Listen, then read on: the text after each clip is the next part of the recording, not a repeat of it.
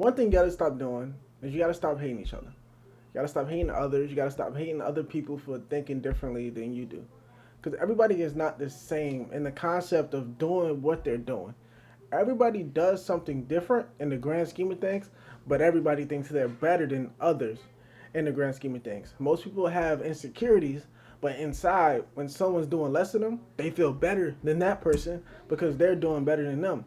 What you need to stop doing is putting hate and judgment on others because you're somewhere that they're not. And you need to stop putting hate and judgment on others because they're doing something that you're not. Like you hate them because they're doing better, or you don't like them because they're doing worse. What I try to do for myself is treat everyone equally. And if they don't do what I do, I just stay away from them because that's not me personally. It's not something that I want to entertain, and it's not something that's propelling my actions forward. So I just cut it out altogether. But you don't have to do that. But with people that's higher than me, I tend to put them on like not I wouldn't say a pedestal, but I tend to look for ways to learn from them. Like, what can I do? Even no matter what they are, no matter what they do, I look for ways to learn from them. They do this, okay, can I learn from that? They do that, okay, can I learn from that?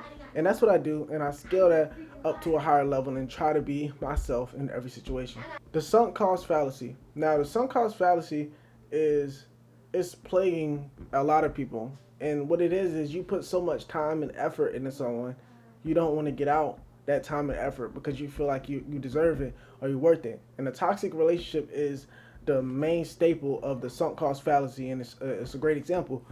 You put so much time and effort into one person, and you get so much stimulus from one person that you don't want to leave them because you feel like if you leave them, you won't get that money, that return on investment back. Now, what I suggest you guys do is cut off that relationship and cut off that action plan that you're going with that person. You got to make sure that person knows that you don't stand for what they're doing, and if they don't respect it, then you should move on. And that's a struggle with teens nowadays because they feel like they just want pleasure and they want it now, so they just deal with things that's not culturally acceptable and that's not acceptable as a man, and they deal with it because they're teenagers and they're horny. But that's not what you need to do. What you need to do is stand your ground and make sure people know what you like and what you don't like.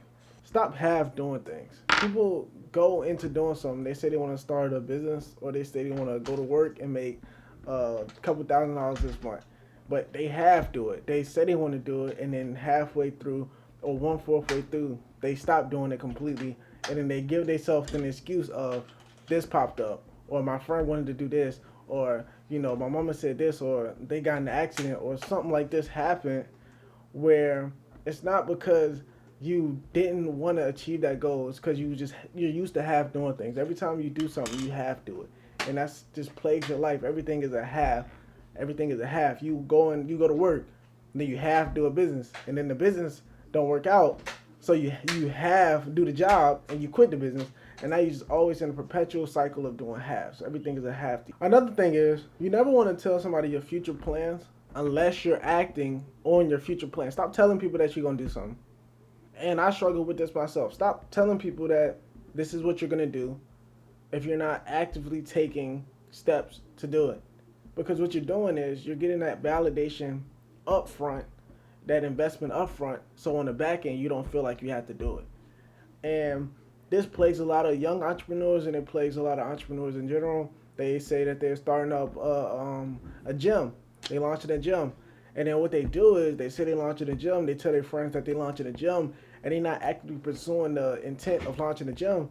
So when their friends say, "Oh, I like this guy. He's trying to start up a gym," they get that initial dopamine boost, and at the end of the day, they don't end up doing what they said they're gonna do, just for the simple fact of they said they're gonna do it already, and they already got the validation of the act and the ability to do it, that they don't feel like they have to do it no more because people look at them like that they're doing it. Now, just to go with that, if you're actively trying to achieve it and you're going 120% at it, tell the world, tell everybody what you're doing, if you're going to do it. But if you're not going to do it, don't tell the world. Just keep it to yourself until you start actively trying to work on it. Don't set fake expectations to people. And this is for the people that's growing. And this can be for you. If you're not where you want to be, this can be for you too. Setting fake expectations to people in general is bad. In conflicts, you want to stop using the hate speech. You want to stop like being mad at the person and start using I feel statements. Like, for example, I feel like this happened, or I feel like that happened. like, hey, you know that thing you said last night about me? I feel like that was attacking my manhood or that was attacking me personally. I don't feel like that was something I'm in tune with. I don't feel like that's something that I enjoy. I don't feel like that's something you should do on a consistent basis. May you please stop.